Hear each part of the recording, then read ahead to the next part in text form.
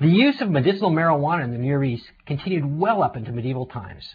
At the same time the Catholic Church's ban on cannabis prevented the sick from benefiting from the plant in Europe, medieval Muslims utilized the plant to treat a variety of ailments, such as an aid to digestion, relief of flatulence, clearing up dandruff, a diuretic, cleansing of the brain, soothing of the pain of the ears, increasing the appetite, and epilepsy.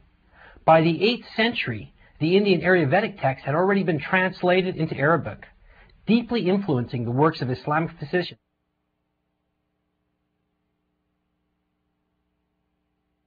Effects. The medieval Arabic author of the Mazgun el-Udwa prescribed that cannabis, quote, the leaves make a good snuff for deterging the brain. The juice of the leaves applied to the head as a wash removes dandruff and vermin. Drops of juice thrown into the ear allay pain and destroy worms or insects. It checks diarrhea, is useful in gonorrhea, restrains seminal secretions, and is diuretic. The powder is recommended as an external application to fresh wounds and sores, and for causing granulations, a poultice of the boiled root and leaves for discussing inflammations and curing erythrolysis, and for allaying neurologic pain. The dried leaves bruised and spread on castor oil leaf cure hydroswell and swell testes. Mirza Abdul adds that cannabis increases appetites, excites the flow of bile, and that an external poultice made from cannabis relieves hemorrhoids. Rumphius's Herbarium Ambonese, written in 1695, composed from Arabic sources, relates that cannabis was still in use in the treatment of many of the above maladies, noting also the use of hemp smoke as an enema in strangulated hernia and of the leaves as an antidote to poisoning by orpiment. As Europeans returned from the Crusades into the Holy Land, it's not surprising that news of cannabis's medicinal qualities returned home with them. The Crusaders' route might have accounted for Rabelais' familiarity with various properties of the plant, fictionalized the plant Pantagruelian in his history Pantagruel. Rabelais, a physician whose father grew much hemp on his property, seems to have had a presentiment for the antibacterial qualities of cannabis recently reported by Yugoslavian and Czechoslovakian researchers.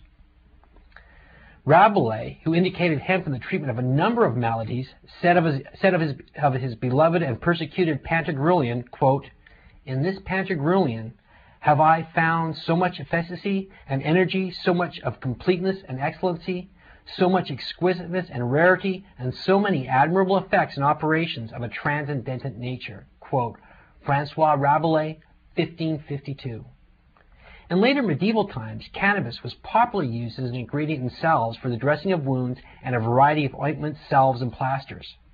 Hemp was commonly used in English medicinal recipes of the 14th and 15th century, and appears in the records of the St. John the Baptist Hospital in Winchester and in the 1794 edition of the Edinburgh New Dispensatory, which referred to the use of the plant in treatment for venereal disease and a cough remedy. Likewise, the well-known medieval nun and poet Hildegard of Bingen recommended hemp seed for the relief of pain in her Phrysica, and cannabis received honorable mention as a healing plant in herbals such as those by William Turner, Mattioli, Discobius Tabor, and Nicholas Culpeper. By the 19th century, more than 100 papers on the clinical applications of cannabis appeared in the world's medicinal journals. Physicians found cannabis to be effective in the treatment of virtually all the ailments that it was diagnosed for by the agents, as well as numerous other medical properties. This is not so surprising when one considers the vast knowledge held by any indigenous people of their local plant pharmacopoeia, even without the aid of scientific tests and such. Much of the 19th century interest in medicinal hemp was inspired by a 40-page article on the preparation of Indian hemp or ganja, written in 1839 by Dr. William B. O'Shaughnessy, a physician who collected his research while working as a physician in British-ruled India. O'Shaughnessy collected studies of numerous more ancient medical texts, looking for references to hemp, and experimented with it in the treatment of a number of maladies, reporting positive results in the treatment of cholera, tetanus, and epilepsy. O'Shaughnessy later returned to England with a quantity of cannabis, and this was converted to an extract for medical purposes by pharmacist Peter Squire. The 19th century cannabis extract came to be popularly known as Squire's extract, and shortly after launched Squire and his sons into a successful career as the most renowned supplier of cannabis medicines throughout Europe and even abroad.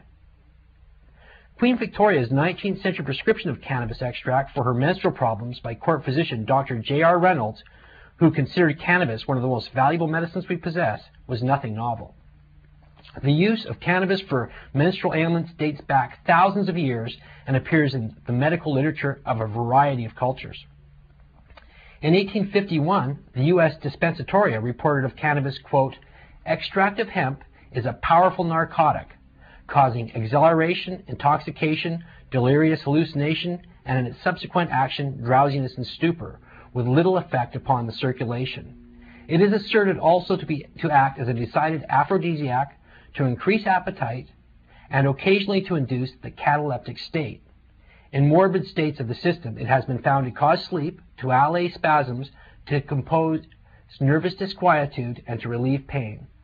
The complaint in which it has been specifically recommended are neuralgia, gout, rheumatism, tetanus, hydrophobia, epidemic cholera, convulsions, chorea, hysteria, mental depression, delirium tremens, insanity, and uterine hemorrhage." End quote. In 1898, the well-known physician and Harvard professor of medicine, Sir William Osler, said that cannabis, quote, "is probably the most satisfactory remedy," end quote, for the pain of migraine headaches, a view championed almost 40 years earlier by the Ohio Medical Society and other researchers. Quote, "To meet substantial 19th and early 20th century medicinal demands for marijuana, fluid extracts were marketed by Park Davis, Squibb, Lilly, Burroughs, Wellcome, and other leading firms. Grimald & Sons actually marketed ready-made marijuana cigarettes for use as an asthma remedy." End quote. Consumer Reports, 1972. The wide variety of ailments treatable by cannabis is likely due to the numerous chemical compounds contained in the plant, and some of these in isolation may be more effective in treating certain diseases than others. A water-based tea would likely be rich in different chemical compounds than that found in an ointment or tincture, which would be more effective in capturing the fatty-based THC molecules. Still, ganja teas are taken as a health tonic by members of the Jamaican society who otherwise condemn the use of the plant, and it's prescribed in folk remedies for ailments such as bellyaches, prevention of constipation, to make one strong and smart, to prevent colds, and to purify the blood. Even more modern research, covered in the issues of Cannabis Culture magazine and by Pot TV, have reported the effectiveness of different chemicals in cannabis in the treatment of preventing brain damage and the occurrence of strokes and head injury, its effectiveness in retardation of the growth of tumors, and as to why it is such an effective appetite stimulant.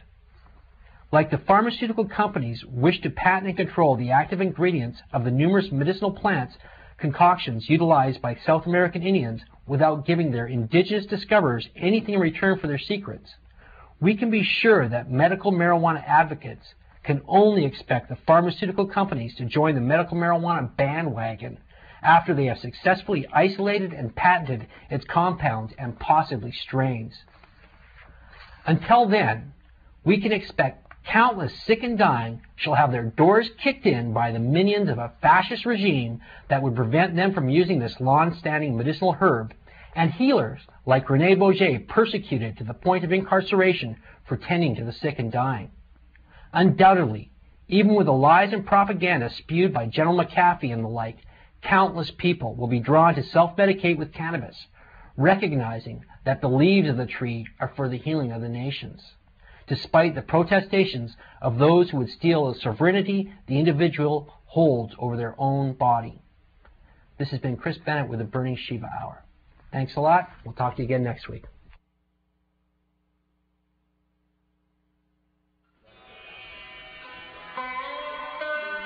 Hello, this is Chris Bennett.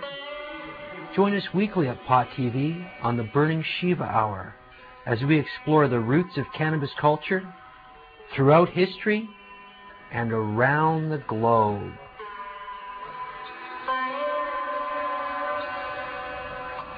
On pottv.net, home of the